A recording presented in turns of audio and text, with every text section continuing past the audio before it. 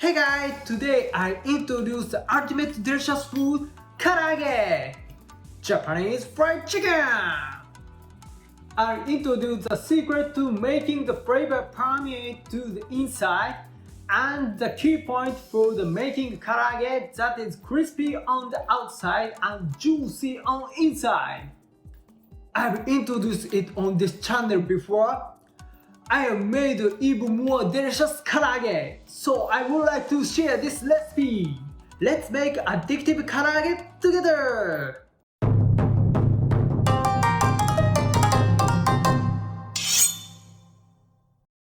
Introduce ingredients. First, we will need chicken thigh, garlic, and ginger. These can also come from the tube, no problem. For the coating, you need some essential potato starch, along with sake, soy sauce, mirin, and oil. With this, you'll get the crispy, perfect karaage.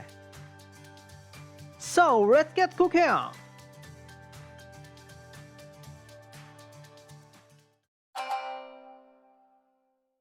Now for the chicken, let's start by removing any tough tendons.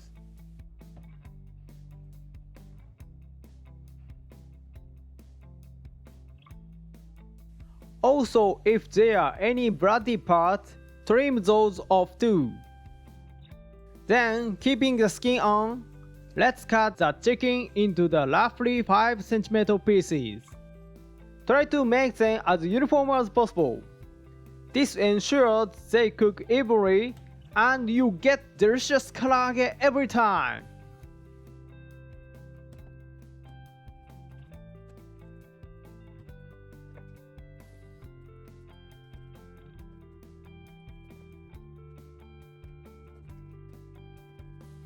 If you have any thick parts, make a few shallow cuts to help them cook through.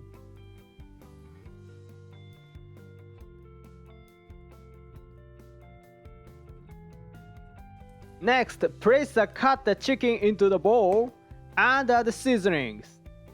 Start by grating some fresh garlic. It really boosts flavor.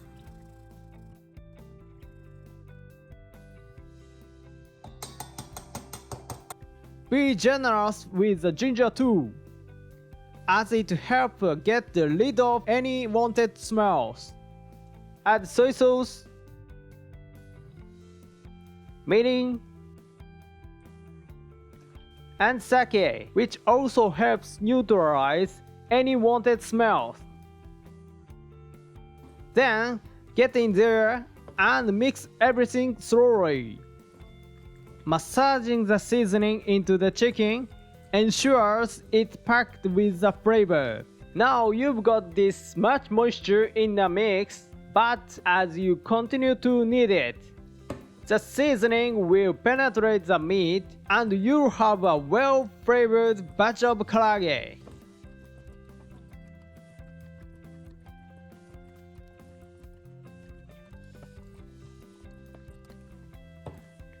So let's knead it slowly. When you are done, you'll notice the seasoning has reduced to about this amount. That's a sign it's absorbed into the chicken. To let the flavor soak in even more, cover it plastic wrap and let it rest in the fridge for at least 30 minutes.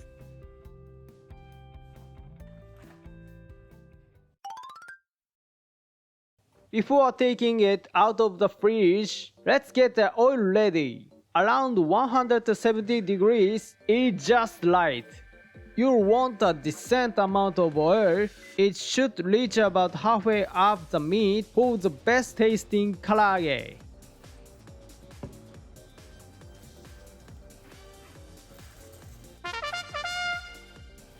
Now prepare a bowl of potato starch and coat the chicken piece slowly. Keep adding the starch until the surface turns white.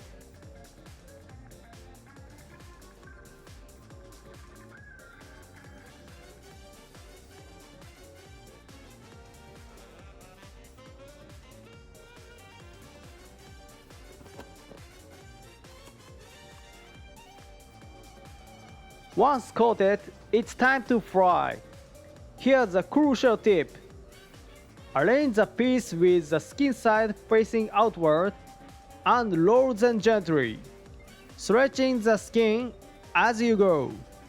This will give you a crispy and delicious outer layer. Carefully place them in the oil.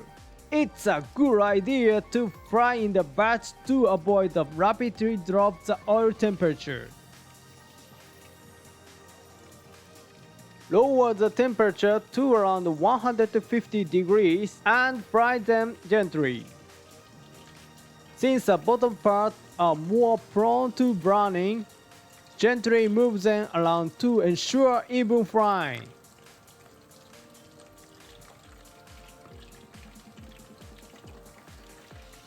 Repeat them a few times.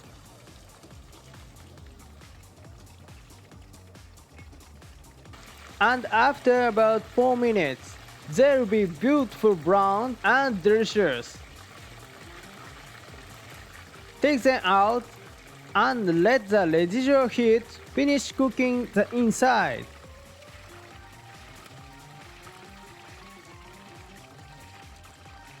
While they are resting, you can fry the remaining pieces.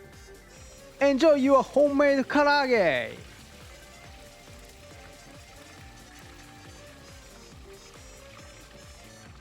When you cut into the karaage that's been resting, you'll find it incredibly moist and juicy.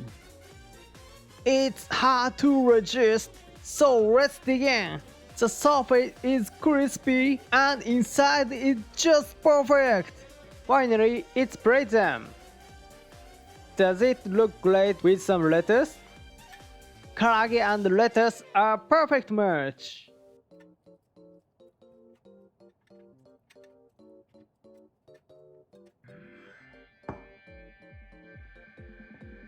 Finish!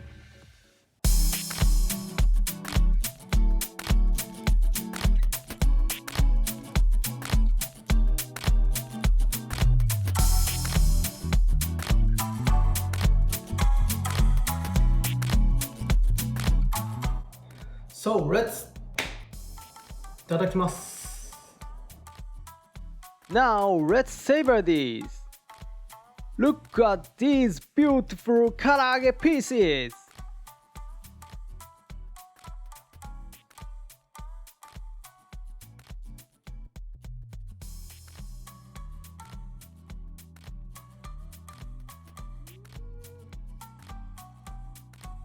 With the flavor of garlic and ginger, a crispy outside and juicy inside, this is the ultimate karaage.